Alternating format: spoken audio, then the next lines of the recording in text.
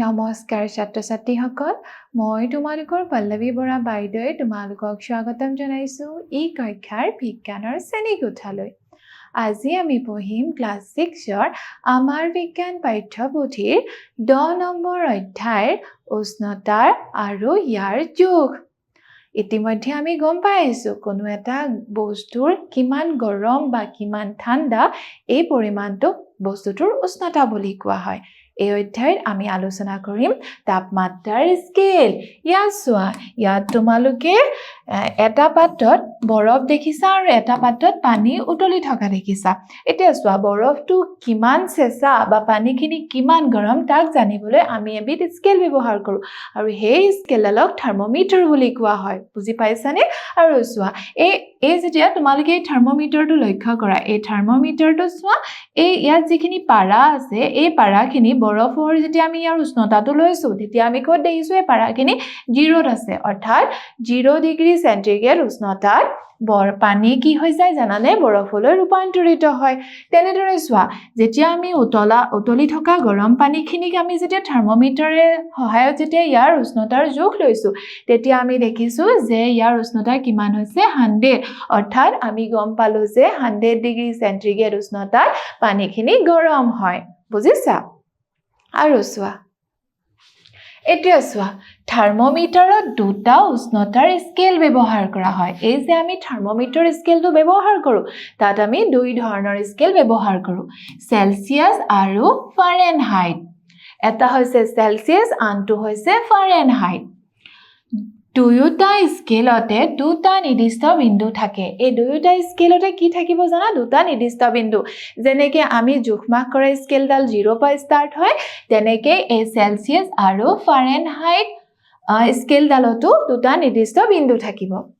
পানীৰ উতল বিন্দু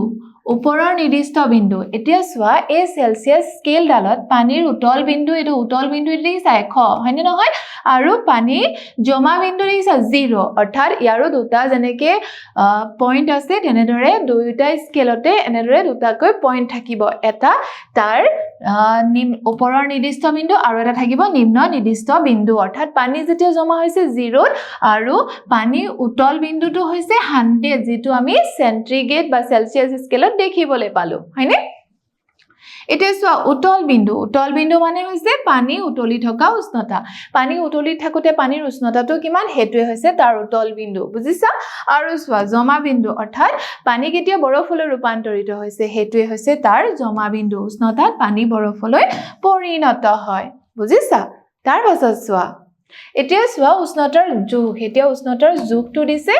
কেনেকৈ লব লাগিব এটা স্থিৰ বিন্দু থাকিব স্থিৰ বিন্দু দুটা স্থিৰ বিন্দু থাকিব এটা উচ্চ স্থিৰ বিন্দু আৰু এটা নিম্ন স্থিৰ বিন্দু বুজিছা তেনেকৈ সেলসিয়াছৰ চোৱা সেলসিয়াছৰ স্কেলত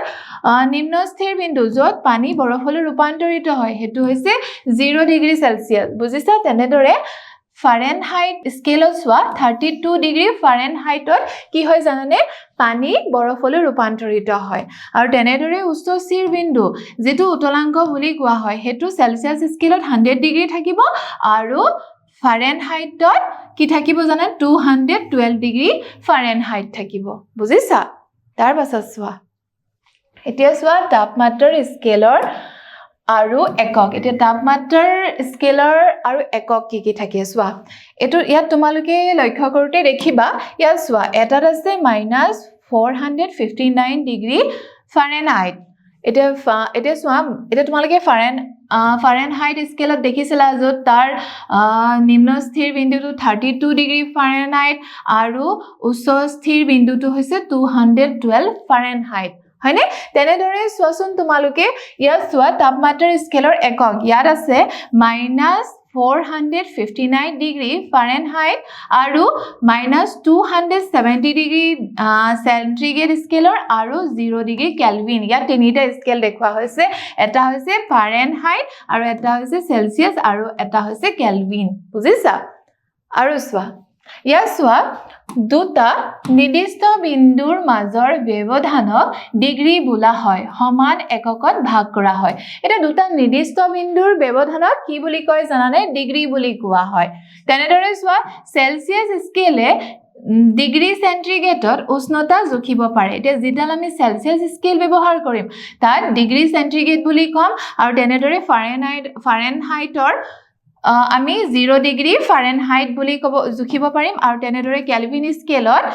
জানানে কেলভিন স্কেলত আমি জুখিব পাৰিম বুজিছা তেনেদৰে সোৱা এই ডিগ্ৰীটোৱে বুজাই দুটা বিন্দুৰ মাজত থকা ব্যৱধানক বুজিছা তেনেকে সেলসিয়াস স্কেলত 0 ডিগ্ৰী সেলসিয়াস বুলি কম তেনেদৰে ফাৰেনহাইটৰ স্কেলত 0 ডিগ্ৰী ফাৰেনহাইট বুলি কম আৰু তেনেদৰে কেলভিন স্কেলত কেলভিনত আমি জুখিব পাৰিম বুজিছা আৰু সোৱা সেলসিয়াস ফাৰেনহাইট কেলভিন বিজ্ঞানীৰ নামেৰে নামকৰণ কৰা হৈছে এতিয়া যে আমি যে ব্যৱহাৰ কৰিছো সেলসিয়াসৰ স্কেল কেলভিনৰ স্কেল এবোৰ কি জানানে এবোৰ হৈছে একোজন বিজ্ঞানীৰ নামেৰে নামকৰণ কৰা হৈছে কাৰণ হেগিজন বিজ্ঞানীয়ে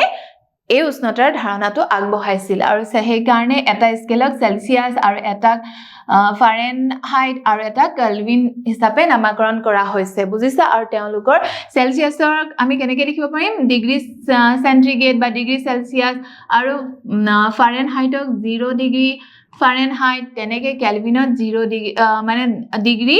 কেলভিন আমি ক'ব পাৰো বুজিছা আৰু সোৱা এতিয়া সোৱা তাপমাত্ৰা এটা স্কেলৰ পৰা আন এটা স্কেললৈ ৰূপান্তৰ কৰিব পাৰি এতিয়া তাপমাত্ৰাক আমি এটা স্কেলৰ পৰা অন্য এটা স্কেললৈ আমি ৰূপান্তৰ কৰিব পাৰো যেনেকৈ আমি মিটাৰক সেন্টিমিটাৰলৈ আগতে কনভাৰ্ট কৰিছিলো হয়নে বা মিটাৰক আমি কিলোমিটাৰলৈ কনভাৰ্ট কৰিছিলো তেনেকৈ ধৰা আমি সেলসিয়াসক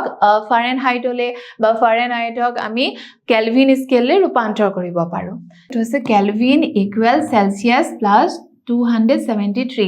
এতিয়া সেলসিয়াসত থকা বস্তু এটাৰ লগত যদি আমি 273 এটা প্লাস কৰি দিও তেতিয়া হেতুক আমি কি হলে কনভাৰ্ট কৰিব পাৰিম জানানে কেলভিনলৈ কনভাৰ্ট কৰিব পাৰিম বুজিছা তাৰ মানে কেলভিন হ'বলৈ হলে সেলসিয়াসৰ লগত 273 টো আমি প্লাস কৰিব লাগিব বুজিছা তাৰ পাছত সোৱা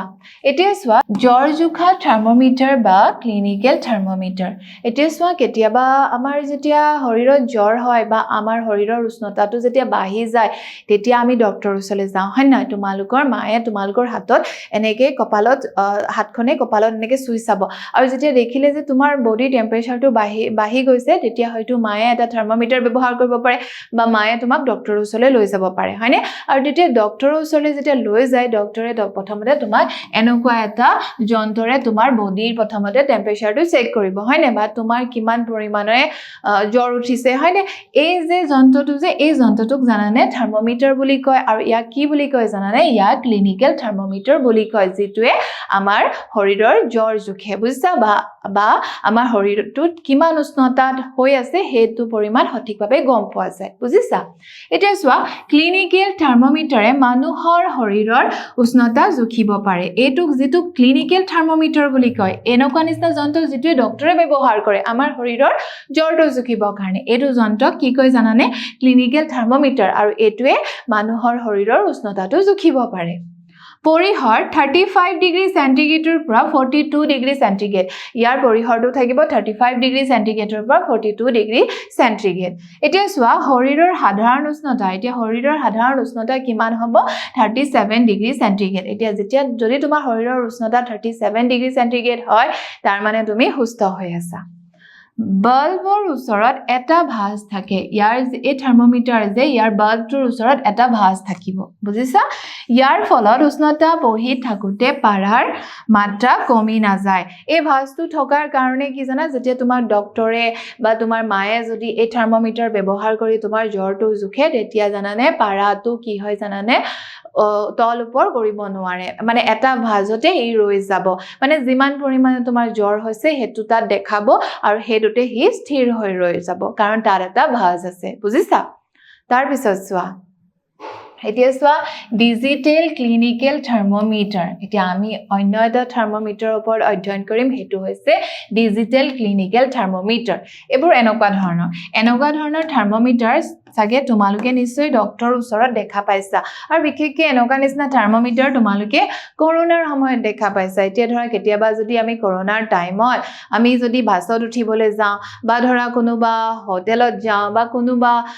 বিয়া চিয়া খাবলৈ যাওঁ বা ধৰা কোনোবা জনবহুল অঞ্চললৈ যদি যাওঁ তাত আমাক প্ৰথমতে এনেকুৱা এটা যন্ত্ৰ হয় আমাৰ বডিৰ টেম্পাৰেচাৰ জোখে হয় নহয়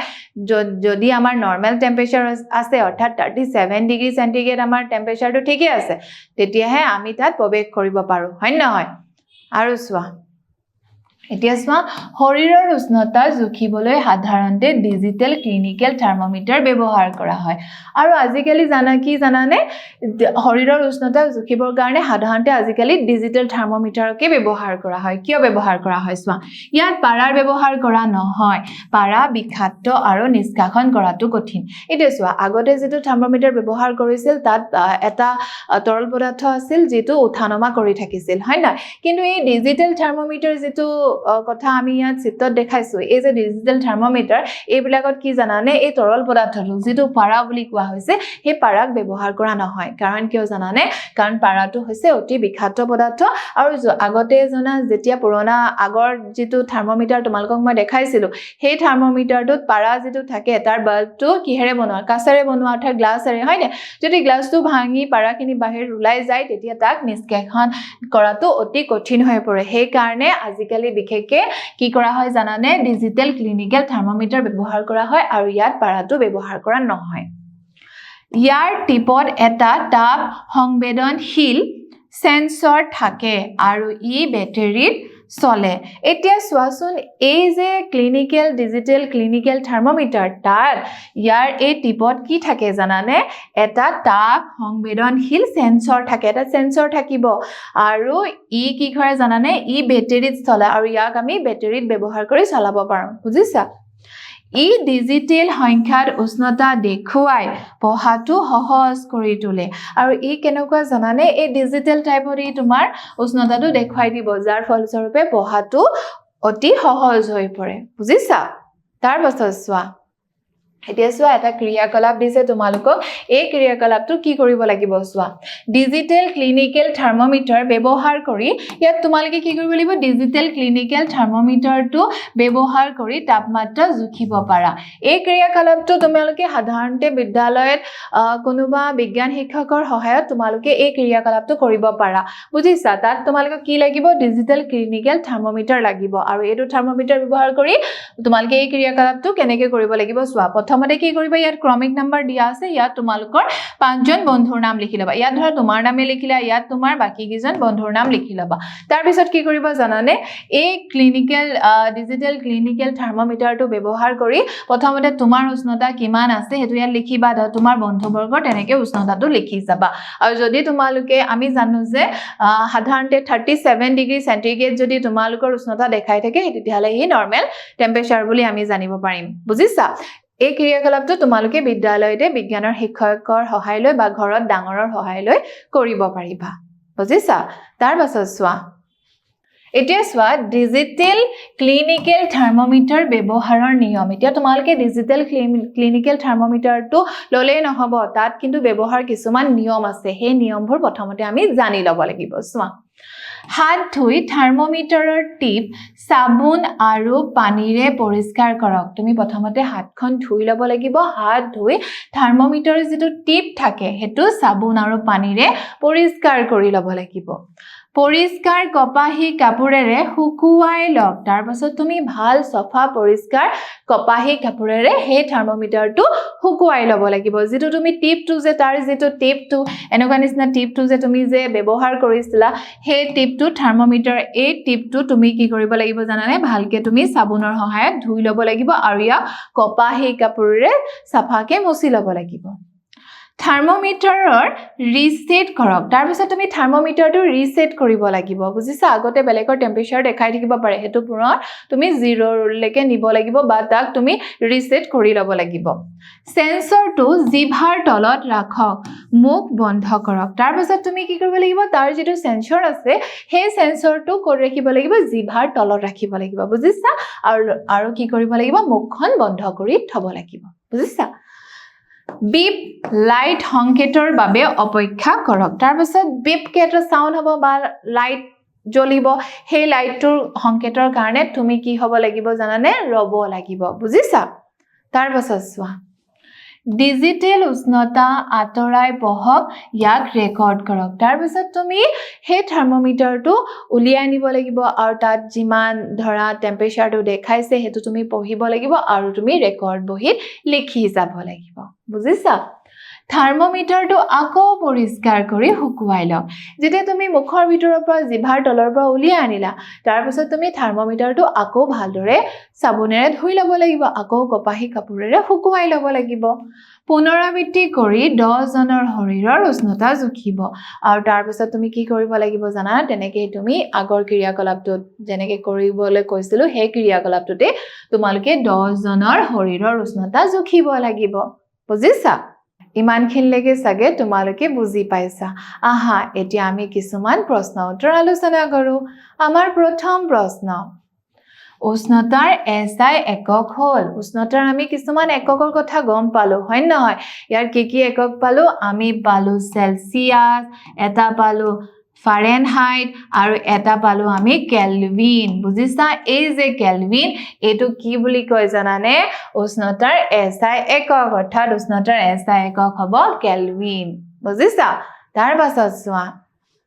পানীৰ উতলাংক ডেশ ডিগ্ৰী সেলসিয়াস এতিয়া পানী কিমান ডিগ্ৰী সেন্টিগ্ৰেড উষ্ণতাত উতলি যায় আমি জানো হেতু হৈছে 100 ডিগ্ৰী সেলসিয়াস উষ্ণতাত পানী কি হয় উতলি যায় অৰ্থাৎ পানীৰ উতলাংক হ'ব 100 ডিগ্ৰী সেলসিয়াস তাৰ পিছৰ প্ৰশ্ন মানুহৰ শৰীৰৰ স্বাভাৱিক উষ্ণতা হল এতিয়া মানুহৰ শৰীৰৰ স্বাভাৱিক উষ্ণতা কিমান 37 ডিগ্ৰী সেলসিয়াস ইমানখিনলৈকে চাগে তোমালোকে বুজি পাইছা ভালদৰে পঢ়া শুনা কৰি থাকিবা পুনৰ লগ পাম নমস্কাৰ ধন্যবাদ